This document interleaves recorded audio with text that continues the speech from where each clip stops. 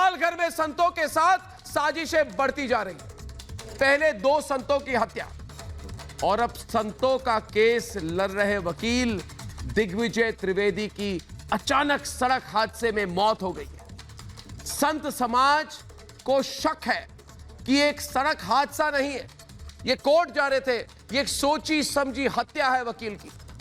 जो लोग संतों को आज तक इंसाफ नहीं दिला पाए, जिन लोगों ने संतों के सवाल पर आज तक मुंह नहीं खोला, वो कह रहे हैं कि यह हादसा सिर्फ एक संयोग है।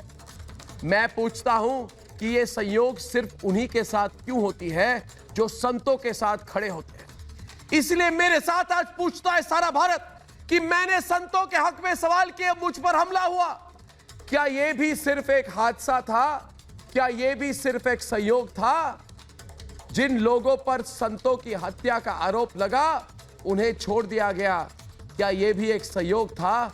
और सबसे बड़ा सवाल दोस्तों, हमें सवाल पूछते रहना पड़ेगा। जिस दिन हम सवाल बंद करेंगे ना, ये सोनिया गांधी की सरकार पूरी इन्वेस्टिगेशन ठप कर देगी। पहले 2 संतों की हत्या, अब उनके वकील की मौत। क्या संत समाज के साथ कोई बड़ा षड्यंत्र किया जा रहा है? यह सवाल सिर्फ मैं नहीं, सिर्फ संत समाज नहीं, आज पूछता है सारा भारत। पालघर में 2 संतों की हत्या के बाद संत समाज अब भी इंसाफ के इंतजार में है। इंसाफ के नाम पर आज तक संतों को सिर्फ अपमान मिला है, लेकिन साजिश करने वालों की जड़ें इतनी गहरी हैं कि वो हर सबूत और हर कोशिश पर कब्जा जमाए बैठे हैं। देश को उम्मीद थी कि कोर्ट की दखल के बाद पालघर का सच सामने आएगा, लेकिन उसके पहले ही संतों की हत्या का केस लड़ने वाले वकील दिग्विजय की संदिग्ध परिस्थितियों में मौत हो गई। वकील दिग्विजय सिंह की मौत क्या सिर्फ हादसा थी या फिर साजिश? ये सवाल पालघर में संतों की हत्या से भी बड़ा हो गया है। भारतवर्ष में साधु संत जहाँ पे सुरक्षित नहीं है, ये दुर्मूल्य चीज कैसे सुरक्षित होगा? संतों के वकील दिग्विजय त्रिवेदी के साथ यह हादसा मुंबई अहमदाबाद हाईवे पर हुआ। वो सुनवाई के लिए अपनी कार से कोर्ट की ओर जा ही रहे थे, लेकिन कोर्ट पहुंचने से पहले ही उनके साथ यह हादसा हो गया, जिसके बाद संतों के साथ खड़े लोगों का दावा है कि इसे सिर्फ हादसा मानकर चुप रह जाना किसी साजिश के साथ खड़े होने जैसा है। कई तरीके के संदेह लोगों के मन में आ रहे हैं, सवाल या निशान उत्पन्न हो रहे हैं। हम मांग करते हैं, अनुरोध करते हैं राज्य सरकार से और director general of police Maharashtra से कि वे इस घटना की निष्पक्ष जांच करें। जो भी पालघर मामले में संतों के साथ खड़ा हो, उसके खिलाफ मुश्किलें खड़ी करना ये सिर्फ संयोग कैसे हो सकता है? ऐसे में सवाल ये कि क्या संतों के बाद उनके वकील की हादसे में मौत, क्या ये किसी बड़े षड्यंत्र की तरफ इशारा है?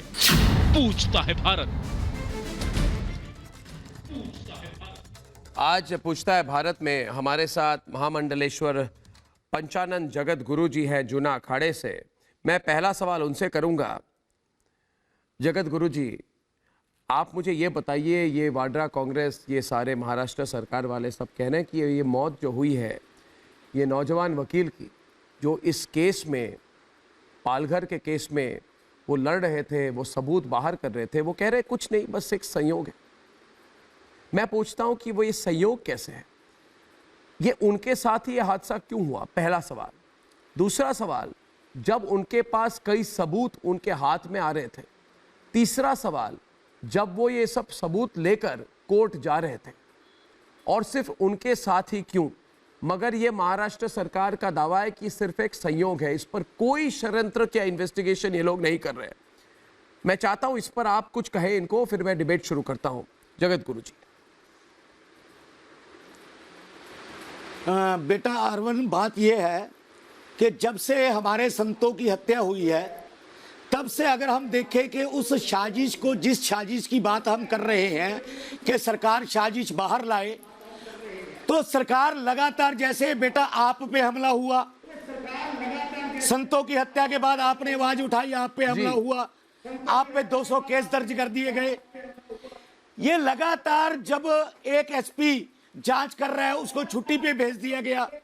अब ये वकील की एक्सीडेंटल हत्या, ये एक्सीडेंटल हत्या नहीं, अगर सरकार वाकई में ही निष्पक्ष बात करती तो सरकार अभी तक केंद्र जांच एजेंसियों को यह केस सौंप देती, क्योंकि सरकार को कहीं ना कहीं पता है कि बहुत बड़ी साजिश है, सरकार उलझ जाएगी। इसीलिए सरकार जो भी व्यक्ति संतों के लिए न्याय की बात कर रहा है उसको मरवाने का, उसको फंसाने का साजिश पे साजिश रची जा रही है। ये अब तो बिल्कुल स्पष्ट बात है, क्योंकि ये एक्सीडेंट नहीं, ये हत्या है। इसकी भी उच्च स्तर जांच हम केंद्र से मांग करते हैं कि केंद्र एजेंसियां करें, हमारे संतों की भी, ये वकील की भी। और एसपी जो बदला गया, छुट्टी पे भेजा गया, क्यों? आप पे हमला हुआ, क्यों हुआ? बिल्कुल, ये इतना बड़ा पखंडर जो रचा हुआ है, क्या कारण है? जगत गुरु जी, मेरे पास ऐसे सबूत है, मेरे पास ऐसे सबूत है जगत गुरु जी कि मुझ पर जो हमला किया वो पूरे बड़े बड़े कांग्रेस नेताओं की साजिश है। मैंने पूरी एविडेंस भी दी है। मैंने तो उनको बोला भी था कि भाई ये सब मेरे पास एविडेंस है, आप इस पर इन्वेस्टिगेशन कीजिए। पुलिस ने देखने से मना कर दिया।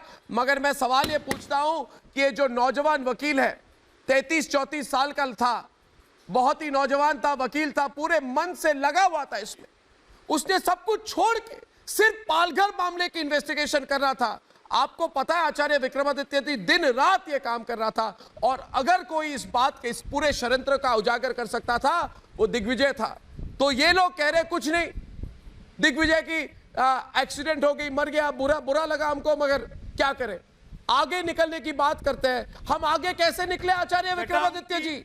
उनकी हमारी सुई तो वही फंसी हुई है जहां तक हमको अब तक इंसाफ नहीं मिला है। शहादत व्यर्थ नहीं, व्यर्थ। मुझे देश में कितना गुस्सा है। अर्णव जी, मैं आज देश भर से लोग हमको फोन करते हैं, देश भर से लोग हमको फोन करते हैं आचार्य जी के खिलाफ जो इन्होंने एक आंदोलन छेड़ दिया। मैं तो कहता हूं इन्होंने एक पूरी आचार्य जी, जिस प्रकार से कोई भी व्यक्ति आचार्य जी आएगा उस पर हमला करा जाएगा, उसको डराने का प्रयास किया जाएगा जिससे वो चुप करके बैठ जाए। मैं चाहता हूं कि सबसे पहले तो आप साधुवाद धन्यवाद के पात्र हैं कि आप लोगों ने इतना हमला होने के बावजूद भी, 200 एफआईआर होने के बावजूद भी इस मुद्दे को लगातार जिंदा रखा है। नहीं तो तमाम मीडिया चुप बैठ गया है, कोई नहीं उठा रहा है। सबसे पहले तो आपने जो इस लगातार 1 महीने तक इस मुहिम को जगाए रखा है, सबसे पहले आप धन्यवाद के पात्र हैं। इतना हमला होने के बावजूद भी, पर मैं अकेला नहीं हूं आचार्य जी, आप लोग सब हमारे साथ हैं।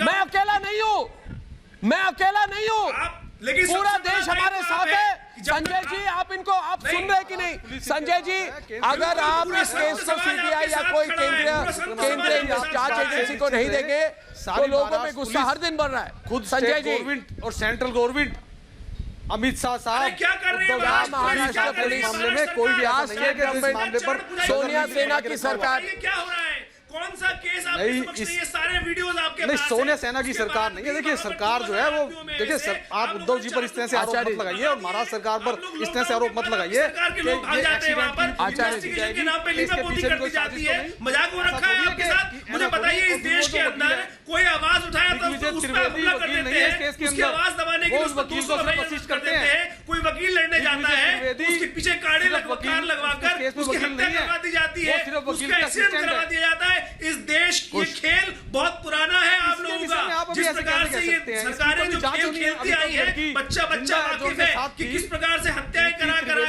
आप लोगों ने इतने देश पे राज करवाने का अर्नब जी, ये एक वकील साहब थे दिग्विजय त्रिवेदी जी, जिनकी हत्या आप कह रहे हैं हत्या हुई है, जो आज एक तरीके का बहुत ही बड़ा मतलब दुखद हादसा है। एक हादसा कहेंगे हम इसको। एक पूरी इसकी इन्वेस्टिगेशन होनी चाहिए। एक अकेली गाड़ी या तो तेज स्पीड पे थी, जो भी इन्वेस्टिगेशन होगी वो करनी चाहिए, सरकार को सामने लेके आना चाहिए। जो भी कैसे हम माने, कैसे जिन लोगों ने पालघर पर अब तक 1 महीने से कुछ नहीं किया वो इस पर इन्वेस्टिगेशन करेंगे। हमारे उस पे तो आपने कह दिया बच्चा चोर है। अर्नब जब इन्वेस्टिगेशन में सस्पेंड कर दिया गया, उनको छुट्टी पे भेज दिया गया, तो तो तभी हम कह रहे हैं कि जब उनको इन्वेस्टिगेशन से बाहर करा गया, इसीलिए किया गया, आज भी वो एक न्याय प्रक्रिया में पेंडिंग है, तो उस पेंडेंसी के हिसाब से जब कोर्ट जो डिसीजन देगा उस पर कार्य करेंगे वो लोग। नहीं विजय शंकर, अगर आज भी लोगों को विश्वास नहीं है इस न्याय प्रक्रिया पे, वो विश्व हिंदू परिषद के एडवोकेट थे। विश्व हिंदू परिषद की ओर से विजय शंकर तिवारी जी आपको कुछ कहना चाहते हैं? कुछ जी बोलिए, तिवारी जी बोलिए। विश्व हिंदू परिषद के विजय शंकर तिवारी जी बोलिए। अर्नब जी, हाँ अर्नब जी, अभी आपने महाराज जी से एक प्रश्न किया था, क्या ये संयोग था? तो इस सारे पाल घर में पूज्य संतों की जो हत्या हुई है उसमें कुछ भी सहयोग नहीं था। सारे के सारे प्रयोग हैं। 9 बजे संतों की जो उनके ऊपर आक्रमण होता है और 12 बजे उनकी हत्या होती है। प्रदीप प्रभु की पत्नी उनकी वकालत करती हैं। प्रदीप प्रभु सोनिया जी की टीम में होते हैं और उसी समय ये जो दिग्विजय त्रिवेदी हैं इनका एक्सीडेंट होता है। आपको नहीं लगता है इसमें कुछ संयोग है? इसमें ये प्रयोग है और ये प्रयोग करने की कोशिश की जा रही है, क्योंकि मैं बार बार कहता हूं कांग्रेस का हाथ हमेशा देशद्रोहियों के साथ। और ये देशद्रोही कौन है? देशद्रोही यही लोग हैं जो जैसे पालघर जैसी जगह पर आधाधुंध धर्मांतरण करते हैं और वामपंथियों के साथ मिलकर के संतों की हत्या करते हैं। 400 लोग मिले होते हैं, अभी तक गिरफ्तार नहीं होते हैं। सारे लोग परिचित होते हैं, बुला करके हत्याएं करवाई गई हैं, लोगों को बुलाया गया है, इसके बाद भी उनको पकड़ा नहीं गया है। कितने लोगों को भी गिरफ्तार किया गया है? 400 लोगों के नाम FIR दर्ज है। आखिर महाराष्ट्र की सरकार क्या कर रही है? तो आप लोगों ने भी कुछ किया? आप इस चीज को साजिश बता रहे हो, तो आप लोगों ने भी कुछ किया कभी? आप अभी इस चीज को बार-बार उठा रहे हो कि वहाँ धर्म परिवर्तन हो रहा था। ये चीज आप अभी मैं कह रहा हूँ कि महाराष्ट्र की सरकार, देखो महाराष्ट्र की सरकार, आपको आज पता चली है क्या कि वहाँ धर्म परिवर्तन हो रहा था? कि भरमाने की कोशिश हो रही है। आपके गृह मंत्री कह रहे हैं, आप अपने वहाँ के पुलिस निरीक्षक को भगा देते हैं, छुट्टी में भेज देते हैं। इसमें आपको नहीं लग रहा कि कोई संयोग है? अरे भगा देते हैं, अगर वही रहते वही इंक्वायरी करते तो आप कहते कि उन्होंने जांच सही नहीं की। आपको तो सवाल उठाने से मतलब है। आपको नहीं लगता है कि रात में हत्या होने के बाद पुलिस वाले कहाँ गए? आपकी सरकार के हत्या करने के बाद आपके पुलिस वाले कहाँ गए? पुलिस वाले वहां थे। पुलिस, आप बताइए, वीडियो में दिखाया जा रहा है कि पुलिस वालों को उनके सामने धकेला जा रहा है, उनकी हत्या की जा रही है। आपकी सरकार इसके बाद है। हम कहते हैं सीधे सरकार पालघर में दोषी है।